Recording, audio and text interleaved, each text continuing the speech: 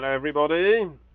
So this is a info video about the course that the AAOMT is putting on for the AGM in September 2026. And the course is all about causality osteopathy. So that's my speciality, causality osteopathy. Um, that's what I've started teaching since 2014. And the course that I've designed for the AAOMT AGM is about the L1 vertebra and down, so the whole lower limb, extremities, pelvis, lumbar spine.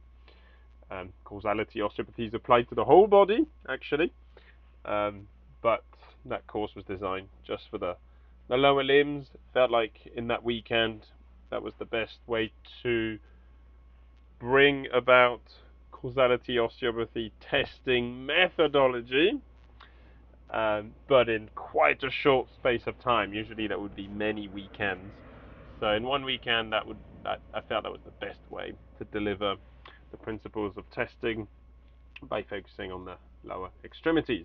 So my name is Clement. I always forget to introduce myself. My name is Clement Rhine. I'm French. I qualified at the European School of Osteopathy in Britain. I've worked in different settings, clinical settings, all sorts of different settings in my 20 odd years of experience, and in different parts of the world. So we arrived with my family in Canmore, Alberta, in 2024, so a couple of years ago. And my wife's a herbalist and traditional naturopath, and I run a clinic with her in Canmore. Um, and myself as an osteopath, so I qualified in 2007. So, so a little bit maybe about me, a little bit more. I was always a holistic osteopath. As soon as I qualified, you're always a bit different to most of my colleagues in the sense that I would always look at the whole body, the whole system, wanting to work out what's going on in the whole body. Yes, this person's coming in with shoulder pain, or this person's coming in with low back pain, or whatever the symptoms may be. But we'd always be keen to look at the whole system. Okay, there's a problem with the shoulder. Fine. But what's happening with the neck? What's happening with the thoracic spine? What's happening with the lower extremities even? I would just always be looking at everywhere. So much so that I remember a patient in my first year of practice, um, where I didn't examine where they had symptoms. I forgot, because I was busy examining the whole of their body, finding out where all the lesions were and making sure I treated those and addressed those, and forgot to specifically address or examine more from an orthopedic perspective, right? Where the symptoms were. That was my first year in practice, and that was something I overlooked, and thinking, okay, I shall not do that again. But it showed me, or it shows me now anyway, how I was always just super holistic, looking at the whole body. And over the years, in the end, that's quite hard work. With every patient that comes in, to be treating the whole of their body, the whole of the lesion pattern. And I always looked for something, something more of a connection within that pattern. And over the years, causality osteopathy uh, was born, and it's around 2014, a bit before, where I met a researcher. He researched a lot of things in osteopathy in Germany, and he wasn't, he wasn't the whole picture, but he was definitely a key for unlocking how the body behaves from a neurological standpoint, uh, on a cause and effect level. Okay, that's a bit of a mouthful maybe, um, but that's what gave me what I do today, which is testing the pattern for finding out what's causing what. So instead of treating the whole pattern directly lesion by lesion.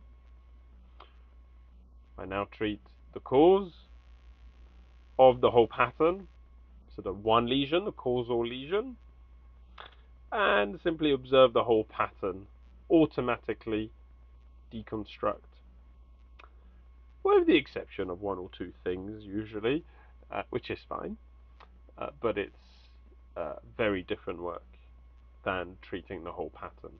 Treating the whole pattern's hard work. I remember energetically that was hard work, not just physically and mentally, uh, but treating causes is very different. It's much easier energetically, not draining. Mentally, you're still interacting with people, so of course there's that demand, and yeah, and not just that for the practitioner. It's also passion. Something about passion. When being able to look at a patient's body and their symptoms, and then their lesions, what we can find, but then eventually always get down to the root causal lesion that their system's created, and we'll talk about that in a minute, and then unlocking that and observing their patterns get better and their symptoms improving.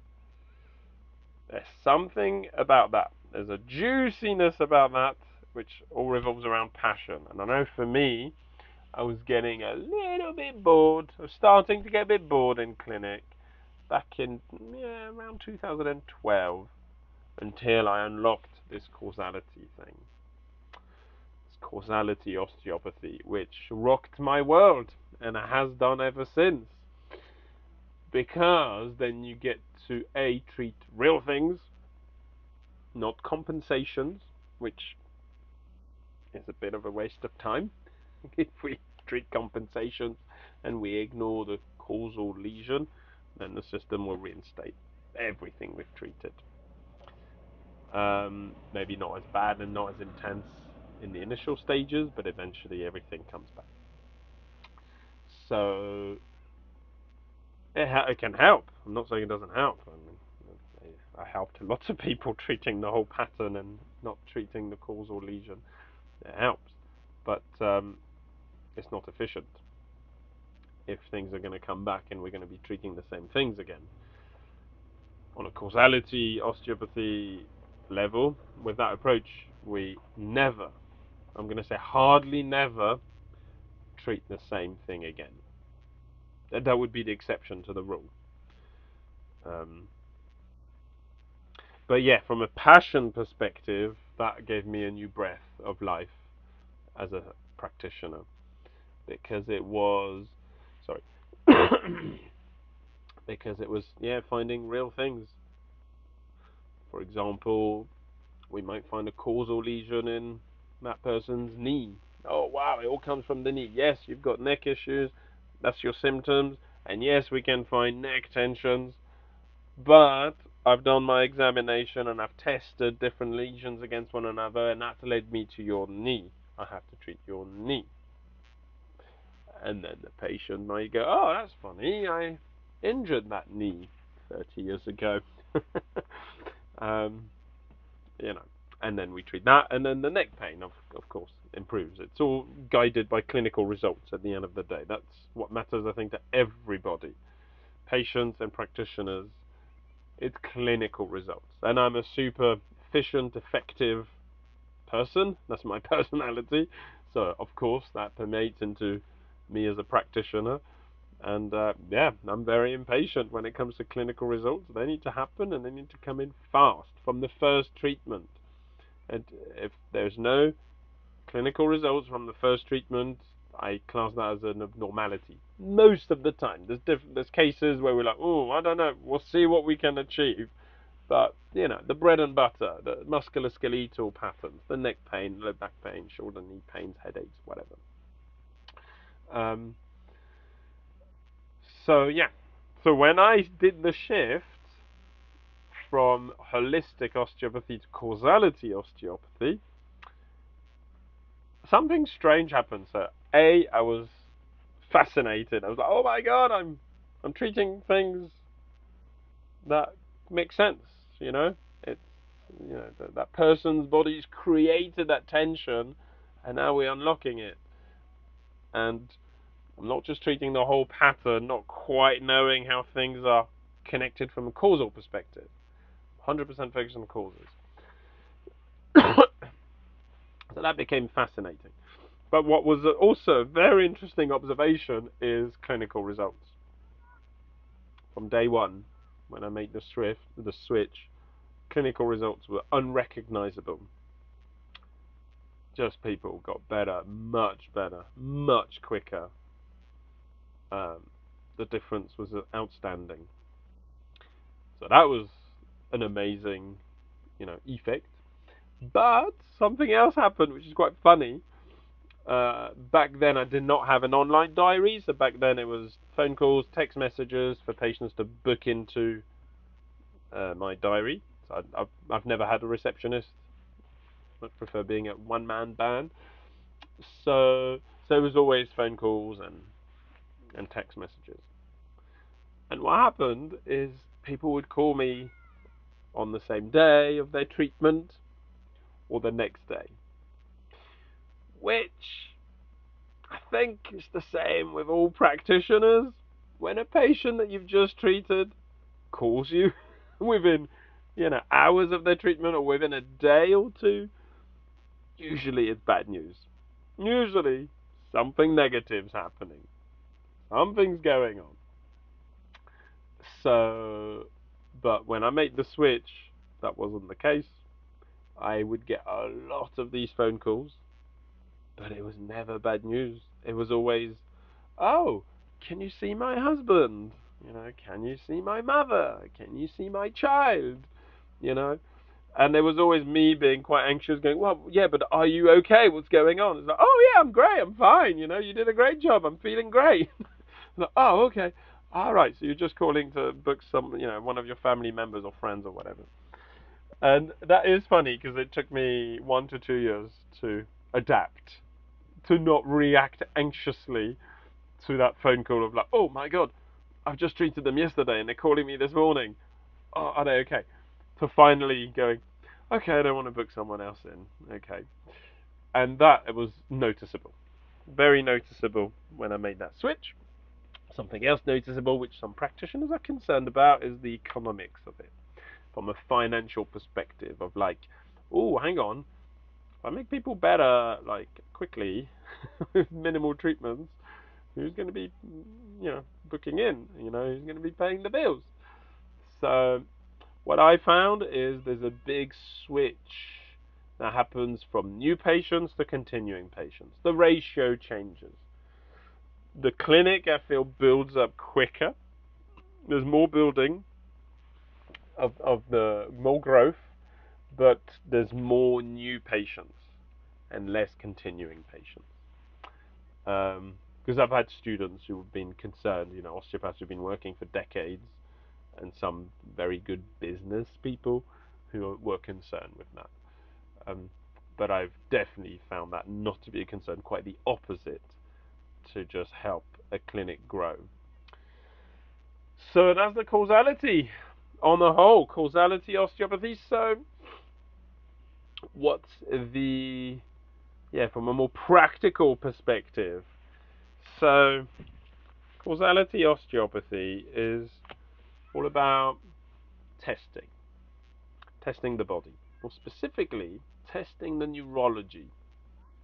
I, I, I use that word all the time, neurology. Sometimes freaks people out, especially patients. What do you mean, neurology? Yeah, I need to see a neurologist. No, so neurology. So everything's neurological. Anything that tightens up in the body is guided by the neurology. I say the neurology is king. So we can have a muscle that contracts, but it doesn't contract for no reason. It contracts because the nerve that's innervating that muscle is increasing its neural load and gets that muscle to contract. So we can work with contractions, with tensions, But these tensions are created by the neurology. So, the natural question is why? Why is the neurology creating that tension? Or these tensions? Why? God, why? To me, that's the holy grail question. Why have we, yeah, okay, we got neck tension and the paraspinal muscles. Okay, why? Why is the body, why is the neurology, the nerves innervating these muscles, making those tight? It creates an imbalance in the mechanics. It creates a plethora of dis-ease, lack of ease. It bothers lots of processes, physiological and mechanical. It takes a lot of energy. Why would the body do that? Why would the neurology go, hey, let's waste some energy? Waste some energy. The body doesn't waste energy. But let's consume some energy to create some tensions here, there, and everywhere. So, my principle, my theory is that in order for the body to create the high energy demanding situations of tightening things up, there has to be a fuel. There has to be something that fuels the body for tightening things up. And I believe that fuel is survival. That's the number one thing as humans, as animals, is survival. Lots of things that we do for lots of different reasons, but at the end of the day, the primal reason for doing anything important is survival. Survival of self, survival of your kids, your cubs. You'll put yourself in danger to save your children. Survival is key. So I believe that the reason why the neurology or brain, the whole central nervous system and then the peripheral nervous system will create some tension is because there's a threat, a perceived threat to survival. Okay? And that's the basic premise. We haven't got into causality osteopathy yet, but I feel that's important, the first thing to understand. So it means that at some point, the neurology, the person's being, their mind, perceived a situation, an event, situation, as jeopardizing survival. Perceived. It's a perception. It's not, different people might perceive things differently. So as an example, you might step off the curb, you might twist your ankle, and your being, your mind, your neurology might not interpret these traumatic forces coming through the ankle as jeopardizing your survival. And therefore, no protective reactions. The neurology will not create an ankle-related lesion there to protect that ankle. And the ankle will heal, and then we can examine all we like months and years later, and we will not find an ankle pattern because there was no perceived threat to survival. Or someone else might step off the curb and it might be less of an impact than that other example because it's individualized, that perception's individualized. We'll have strength and weaknesses.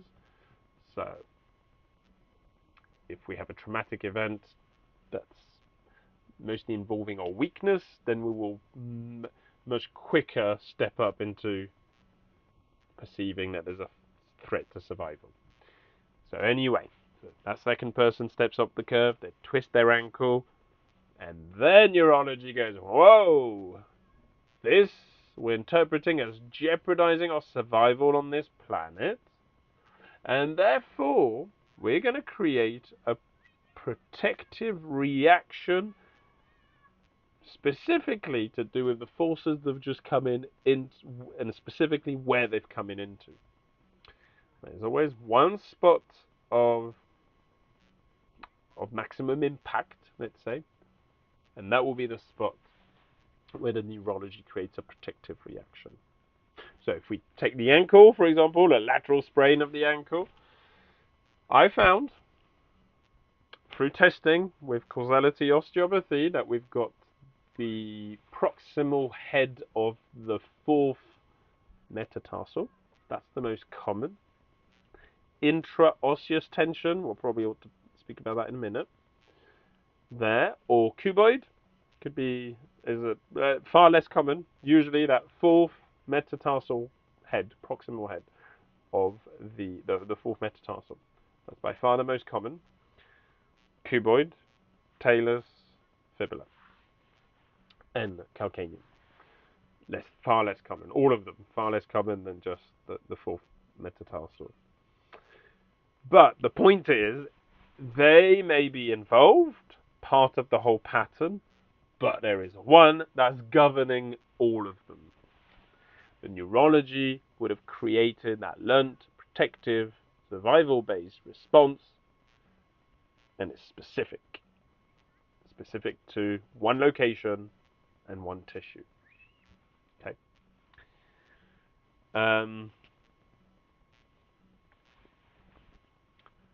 So we've had a lateral sprain. The neurology's kicked in, going, "Oh, that's jeopardizing our survival. We're going to create a protective response." And a protective response is always about tightening.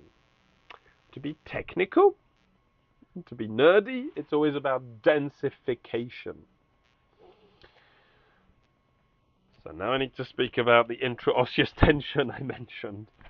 So if we're going to protect ourselves, if we're walking down the street and we feel there's a threat coming to us, like we're about to get run over, or we're about to get mugged, or something threatening is coming to us, we don't just open up and let it happen. I mean, we could, but most of us instinctively we don't do that. Instinctively we tighten, we protect, we brace for impact. So, because when we're bracing, we're stronger, we're more in a protective environment, all our tissues are denser. Okay, so like a muscle, bicep muscle, if I contract it, it's harder. It's harder because it has more particles per volume. That's the definition of densification. The density is how much particles are there per volume. So as the muscle contracts, the fibers all approximate, which means there's more particles in the same space, which is why the muscle becomes harder. So hardness is synonymous with densification, with increased density. Okay? So that's what we do to protect. If we feel threatened, we densify. Okay? Now, back to the ankle. The neurology perceive that threat to survival due to the traumatic impact of the ankle sprain. The neurology will create a specific bracing response, a specific tightening response for protective reasons. So that when it happens again, if it was to happen again, the tissues are tighter, denser, bracing for impact. But because that threat to survival was there, that's the fuel for creating that tension. And by definition, a survival-based response does not have an expiry date. That would not be a very good survival-based response otherwise. So if you cross the street and you almost get run over, you'll make sure you'll look both ways for the rest of your life before crossing the street. There's no expiry date on this survival-based response or learning. It doesn't expire after 6 months, where you start crossing the street without looking both sides, taking your life in your hands. Um, it just doesn't work that way from a survival perspective. So, we can twist our ankle in our teens, and now we can be 50 years old and still carry that protective reaction in the ankle. Now, what tends to make osteopaths really excited is how does that come through in the whole body? That ankle. That's right. There can be all sorts of symptoms anywhere with that patient with that ankle lesion, not just ankle symptoms. In fact, probably they won't come in as a presenting complaint with an ankle issue, with an ankle symptom. They probably won't. And the reason is that a problem anywhere is a problem everywhere within a unit. And the body, as we know, works as a unit. Good old osteopathic principle there. So the neurology will create an ankle protective reaction, and then there will be a compensatory pattern. There will be a reflection of that ankle protective reaction throughout the body. Okay, which is more or less predictable, like what pattern we're going to see. You know, some things are predictable, some things are less predictable. But it's one thing that never changes, and that's the neurological path. The main neurological path. So the path that's used to create that ankle tension. Along that neurological path, there will be an increased neural load. So the nerve will carry more electricity. Okay? And if we increase the amount of electricity, we increase density. So not everybody's done that experiment when they were kids in biology classes, but the ones who haven't done this experiment know about the experiment, and that's to have a dead frog and to bring a charge to the dead frog. And as we bring a charge, we can see the leg of the dead frog contract, even though the frog is dead. And the conclusion of that experiment is that electricity tightens muscles, and electricity is usually supplied by the nerves. And there's peripheral nerves and central nervous system, and you don't need to be, the central nervous system doesn't need to be active, alive in this case, for the electricity to contract the muscles. So, with that ankle example, if we're going to create a tension around the ankle, generally, we're not going to be too specific, but we're going to protect that ankle, then the neurological pathway doing that is going to increase its neural load. And it's therefore going to create some tension, some densities along its path. And the ankle area is innervated by the L5 nerve. So, if the L5 nerve comes out of its L5 foramen with increased neural load, that's the nerve coming out of the spinal segment, so the motor nerve, that nerve will create densification near where it is, but also will start tightening all the other tissues that nerve is innervating. But the only example I'm going to use here is the L5 vertebra. So the nerve comes out, goes all the way down, innervates the ankle bony structures, and especially the lateral ones. But it also will innervate the paraspinal muscles at the L5. Will also innervate the L5 vertebra, the bone of the L5 vertebra. So we expect to find an L5 lesion. Doesn't matter what, flexion, extension, rotation, there will be a lesion there. And there will be lots of other lesions part of that pattern. But that we know, that we can guarantee. This is the law. If there is an ankle protective reaction, there will be an L5 lesion. Lots of other things can cause an L5 lesion. And that's okay, because we're not guessing anything with causality osteopathy. We're testing everything.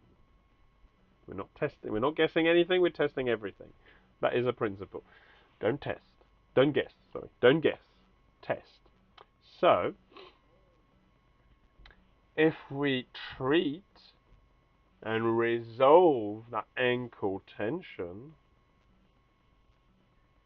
we aid the neurology to uncreate that protective reaction with osteopathic techniques that most of us know, then the L5 will start releasing. Now that's treatment, but there's a way to test that before we even start treating, which is what we have to do, which is what I teach is all about. Testing. If we start supporting that ankle, if we bring in some support from the outside, support comes into the ankle, then the neurology all of a sudden can relax a little bit, but enough to drop its neural load, which is enough for us to see how that influences all the tissues that nerve innervates, including in this case the L5 area. So the L5 lesion will start improving, releasing as we go and support the ankle. So a little analogy I take since moving to Canmore in the Rockies is if you're out hiking somewhere, maybe it's dusk, maybe it's raining a little bit, maybe you don't have bear spray with you even, and you're alone, and you just fell badly, and perhaps you've broken your leg. And you're like, oh no, this is a bad situation. This is potentially a bit of a threat to my survival here. I feel a bit stressed. I can't make it down the mountain. I think I'm probably the last hiker on this mountain even. I've left it way too late. Didn't plan properly. And you're stressed because, quite rightly, because your survival is compromised. Your chances of survival. So you get stressed. Like, oh no, what am I going to do? There's no cell phone. I can't call anyone. I didn't tell anyone where I was going. I forgot. You did all the wrong things, apparently, in this scenario. Um, so you're stressed. Okay, your neurology is heightened. You're more densified. You're not relaxing, sunbathing in the sun. You're more densified. Focused. But all of a sudden, you see a hiker coming down. Maybe a group of hikers, 2 or 3 of them. And they go, hey, they attend to you. They've got cell service. They call an air ambulance. And they get off the phone. They're like, hey, don't worry, man. Actually, your leg's not that bad anyway. And there's air support coming. You'll be in hospital in 10 minutes. You'll be absolutely fine. Support. All right? So before there was no support, you were alone, you were stressed, and then all of a sudden support comes in. What will that do to you? You'll start to feel, oh, okay, great. I'm being taken care of. I'm in a bad situation. I was interpreting as jeopardizing my survival, but now my chances of survival have just gone up because I've got the correct support. Okay? So you're less tightened. Your neurology is less heightened. So the same thing happens. Translated now back to the body with the ankle issue. When we go in and we bring support from the outside in, the neurology goes, the ankle is being supported. We don't need to have that tight protective reaction so much. We can let go a little bit. Not resolve, but let go a little bit because it's being supported from the outside. We can let go a little bit, which means the neural load goes down a notch. And that is what we can palpate. We can palpate the L5 starts to free up. Its range of motion begins to get better. The densification, which is the most important, the densification starts to get better. Less dense, less tight. So we know then, 100%, we know that the ankle is causal and the L5 is compensatory. So we can treat the L5 if we want, but it's just going to come back because the L5 is made tight, is in lesion due to the ankle protective reaction. So what do? Of course, we don't treat the L5, we go to the ankle and we resolve the ankle thing, the ankle protective reaction. And then we have a look at the whole compensatory pattern, including the L5, making sure that the body's done the work to decompensate, if I can say that word. In the nerdy academic setting, it's a bit of a naughty word. Decompensate or deconstruct the compensation. And the vast majority of the compensations will deconstruct. And like the L5, in this case, the L5 will actually, we expect, to just remind the L5 how to move in all directions. I'm going to go in a little bit too much detail, but I'm just going to mention this now and let it go, because it's a survival-based learned neurological reaction. Okay, there's an intelligence there. So if we resolve the ankle issue, the L5 starts to improve, but isn't at 100% because that's the neurological center for the L5, right? The L5 nerve comes out and innervates the ankle. Sorry, yeah. Neurological center for the ankle. Most of it will start clearing, but not all of it. Because, is it safe? Is it truly, really safe to let go of that ankle protective pattern? And that's what we have to reassure the body. That's what we have to reassure the neurology. Yes, it is safe. Look, L5, you can move in all directions. Look, I'm helping you to really move in all directions. Look, there's no tensions left. It is safe. So I'm using a more of a basic sort of way to explain this. But when we teach, it's much more technical, of course. So that's almost the exception to the whole compensatory pattern. There will be that neurological center that will nearly always need a bit of a reminder, if you like, how to move in all directions and free up completely. So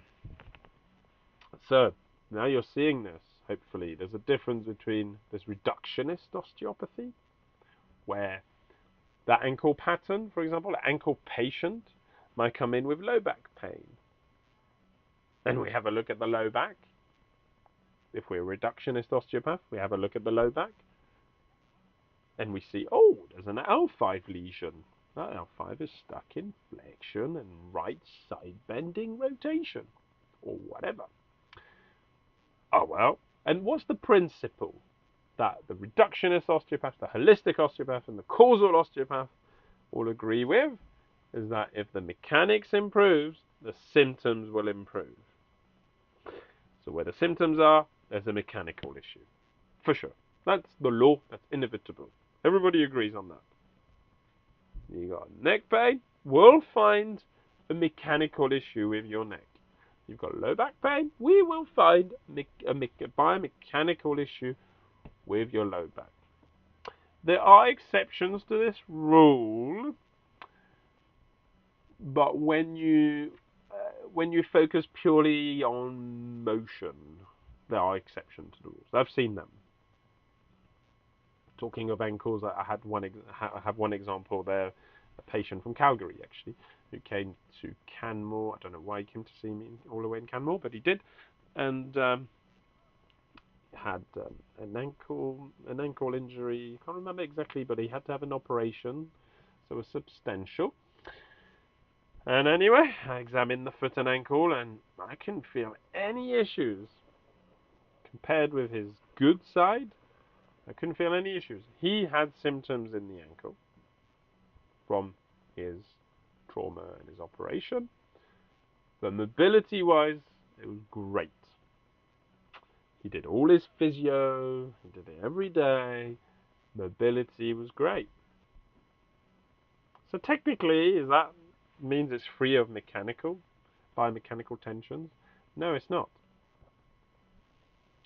The issue with him was intraosseous tension within the bone, which is usually overlooked even in the osteopathic world, which is quite funny because osteopathy means intraosseous tension. I find that, sorry, it always makes me laugh. It's like it's hiding in plain sight. I need to explain this quickly. So osteo, everybody knows, that means bone. Pathy means disease or dis-ease, which means lack of ease. If we're in ease, we're expanding. If we're in lack of ease, we're contracting, or we're tightening, or we're densifying. Densifying. Bone, osteo, pathy, densifying. Bone densifying. Bone tightening.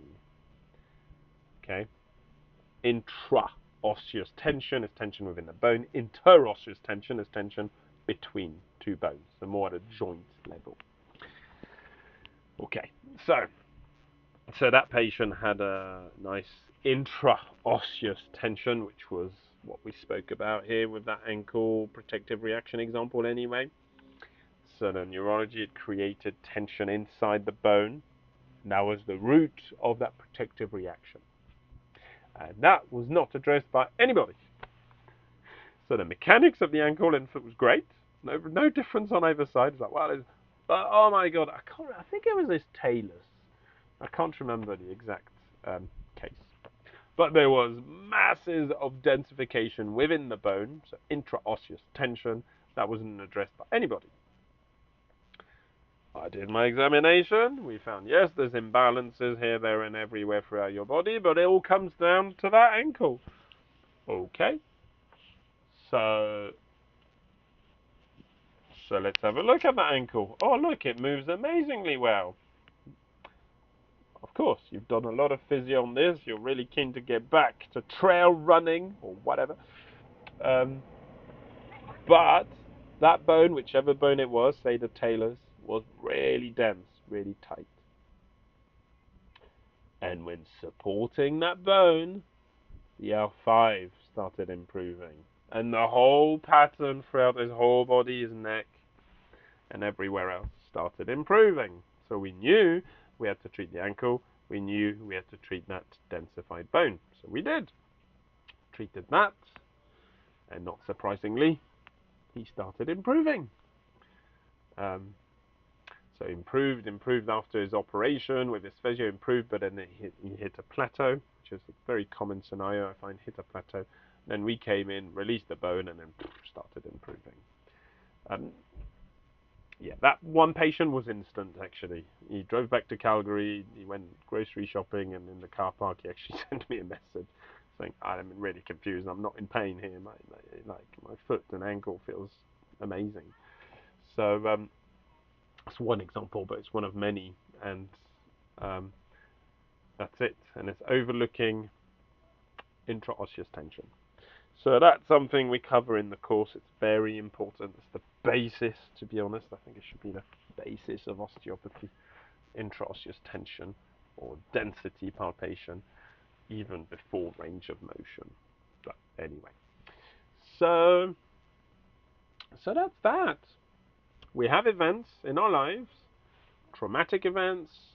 That's the traumatic pathway we spoke about. There's also overuse. They're the two pathways. We can overuse something, usually an organ. That's more in the physiological realm, but it can be mechanics as well. And we can have traumatic pathways in organs as well. But it's classic of the physiology where we're overusing, where there's detoxification, where there's brain function, whatever. We can overuse, and then it reaches a threshold where neurology interprets that threshold, at that threshold, as the survival being jeopardized. And the same thing happens. A protective reaction is then started in that organ on a physiological level, but the same thing will happen. There'll be densification of tissues or tightening of tissues. So they're the two pathways, same result. A protective reaction is created somewhere, and then a whole pattern's created everywhere, which is all neurological. The whole pattern's neurological. It's not mechanical. It's not, oh, that attaches to that, and therefore the tension goes that way. And some of this is relevant, but mostly the whole lesion pattern throughout the body is orchestrated by the neurology.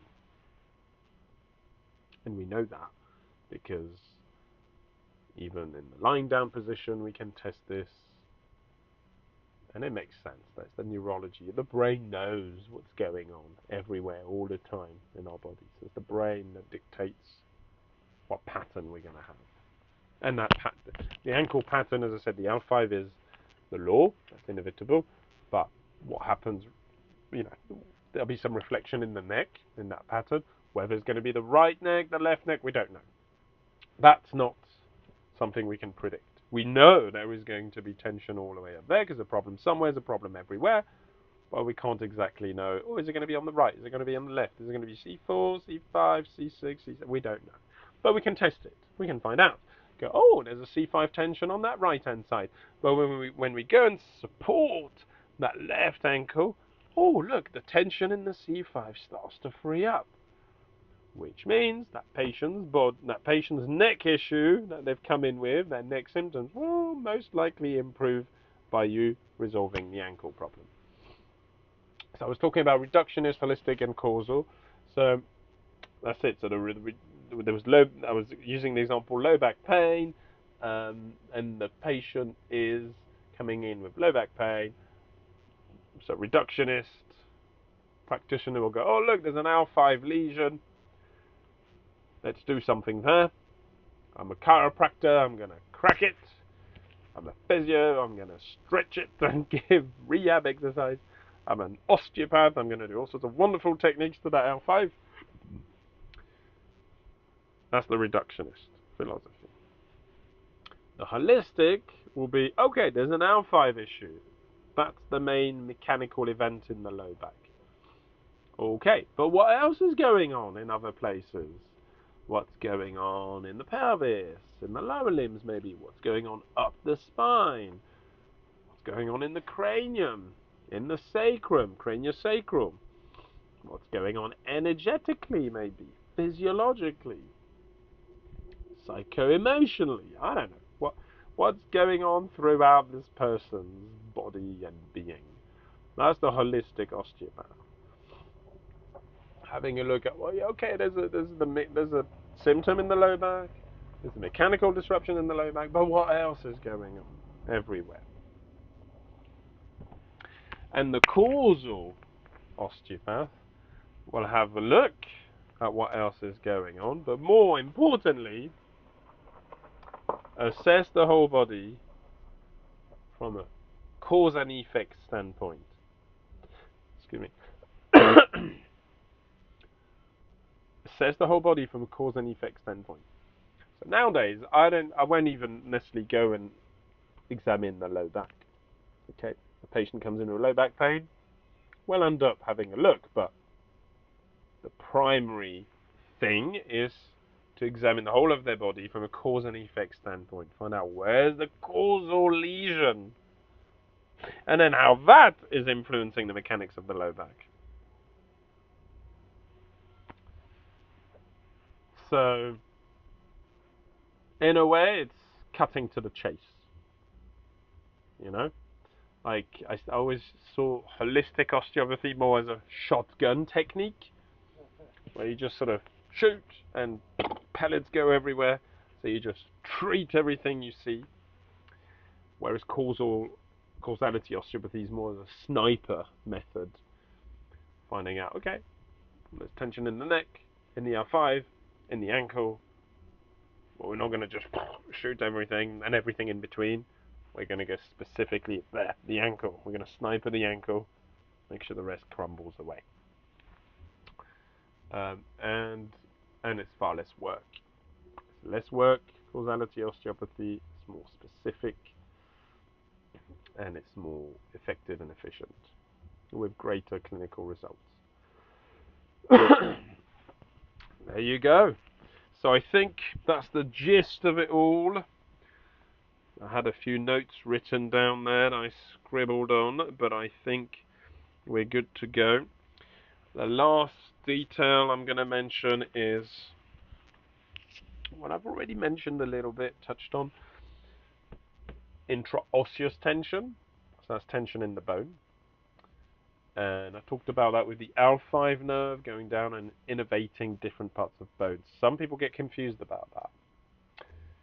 So I'm going to just explain that as a final bit to this presentation. So we know dermatomes and we know myotomes. Everybody knows these. Anybody who's somehow any sort of medical training knows about these. So the L5 will have its myotome down the leg. The L5 nerve will have its dermatome, so the bit of skin that it innervates down the leg. Yes, there's a textbook element to it and there's a practical element to it, and the two don't always match, but there's generally a well-accepted map of these. Sorry. Dermatome is the one that varies quite a bit compared to myotome is more reproducible, is more reliable. Okay. So that's two tissues, the skin and the muscles. There are 6 tissues that nerves innervate. Skin and muscle is 2 of them. Usually I play the game as, tell me the other 4. So there's going to be bones, of course. That's probably the one that most people guess first. So that's the osteotome. As osteopaths, hopefully most people would guess the viscerotome, so the organs. So with the L5, we're looking at pelvic organs, colon as well. And then we've got the arteriotome, so that's arteries. Excuse me. I find that to be more theoretical, as in it's true, it's there. How practical is that? Both from a treatment perspective, but more importantly from an examination perspective. I'll talk about that though. And the last one is sclerotome, so connective tissue, which is a bit complex in the way it's organized. So again, not that relevant for testing arteries. Good luck. Not that relevant. The easiest tissue to test. So all of these will have densities. All of these will have tensions. If the one nerve, like the L5 nerve, has got more neural load, yes, it will innervate the ankle bones, but also different parts of the osteotome, including the L5 vertebra, but will also innervate all 5 of the types of tissues. The myotome, the dermatome, the osteotome, the sclerotome, the viscerotome, the arteriotome. So we will actually expect tensions in all of these tissues respective to the L5 nerve. So the easiest by far, so hang on. So the tensions in those tissues are a reflection of what's happening in the neurology. This is key. I actually forgot to mention this. This is key. The tensions in those tissues is an interface for what's happening on the neurological level. Okay? This is key. Now, if we've got tension somewhere in the neck, that's the interface. We can feel that tension. That's the messenger. We don't want to shoot the messenger. We want to find out what the message is. What is the message that's within the neurology? Okay. So tensions we've got all over our tissues are an expression of what's happening in the neurology. Tension that we feel in the tissues aren't there for us to treat them and get rid of them. They're there for us to find out why they're there. Testing why they're there. Where's the causal issue? Can be more than one causal issues. That we'll cover in the course. And then how to resolve that causal issue. But this is what I was going to say a minute ago. The easiest type of tissue out of these 6 tissues to test the neurology is the tissue that has the most stuff in it. Because it's the tissue that will be the most obvious between when it's dense and when it's not dense. The tissue that has the most particle per volume. That's therefore naturally the densest type of tissue. That's the one that's by far the most obvious and quickest and most efficient to test. No, that's not arteries. And it's not sclerotome either, the connective tissue, but it's the bones. The bones. And we're looking at bone density, feeling the bones, feeling how they feel. Are they soft? Or are they more dense? Where am I going there? You know, this is more dense, this wood, than this soft curtain bit. That's the definition of density. How hard does it feel? And when the palpation is trained, some osteopaths haven't trained that palpation to feel density in bones. Some have. But it's something that we usually go through in the course so that everybody's on the same page. It's important. I never leave anyone behind. We all move as a group in the course. That's important. And yeah, the bony densification.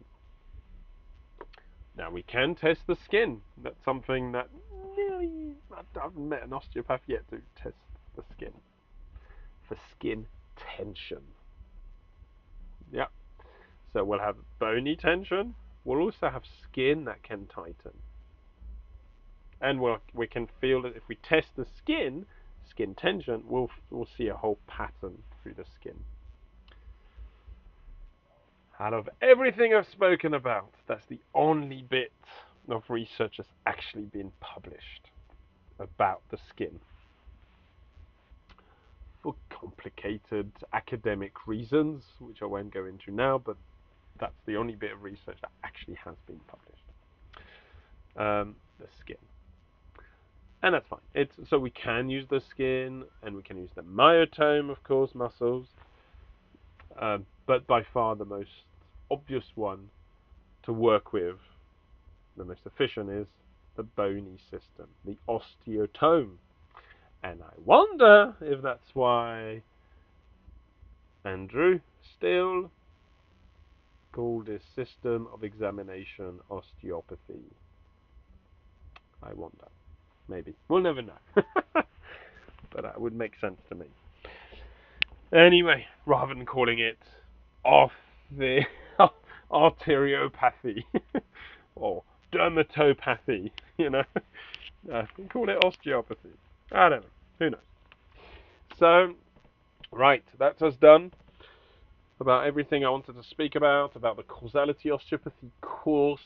So, what I teach in Causality Osteopathy is quite a big thing. There's lots of weekends involved, but for this AAOMT AGM course 2026, we'll be speaking about the L1 down, which all revolves around the pelvic girdle. All practitioners, all osteopaths are familiar with the pelvic girdle. Not many osteopaths are familiar with the shoulder girdle or the cranial girdle. They're the 3 girdles in the body where the neurological system organizes around. So that's why the course is quite broad, and it's all about being able to address everything, assess everything in order to address anything. Assess everything in order to address anything. So if you can't assess everything, you can easily miss causal lesions here and there, and then you won't truly be able to help your patients because you'll be treating compensations and not causes. So we'll focus on the pelvis girdle and consequently the lower limb, the pelvis, and the lumbar spine. We will not focus on organs, pelvic organs. Just not enough time in a weekend to cover organs. There's a whole different type of testing for organs, but it's all very easy. It's all neurological. Once you know, and you've practiced it, then you know. But like learning something new, something first that needs to happen, and that's unlearning, and that's the hardest bit, to unlearn things. This course will give you the tools to test between lower limbs, lumbar spine, see what's causing what, and that's what I want to deliver, that palpatory feeling of, oh, I can test this, I can test that, I know that lesion is causing that lesion, I know this one's compensatory and this one's more causal. Whether there's a whole causal lesion in the whole of that person's body remains to be answered by assessing the whole body, but at least in that from L1 to down, on a musculoskeletal level, not visceral or skin, you'll be able to diagnose. You'll be able to find out what's going on there from a cause and effect perspective. And that's the whole aim of this course. So that's for 2026. And my intention is to actually begin the full-on Causality Osteopathy course in 2027. Which will not be a repeat of this AGM, but will serve to build upon the AGM course of the L1 and down. Okay, I will leave it as this. Something I've been wanting to mention for the last hour. Yes, I am in my camper. I am in my motorhome. We're currently in Fernie at a festival there with the family. But I wanted to do this presentation and this video this weekend, so it's done. So I've done it here and there.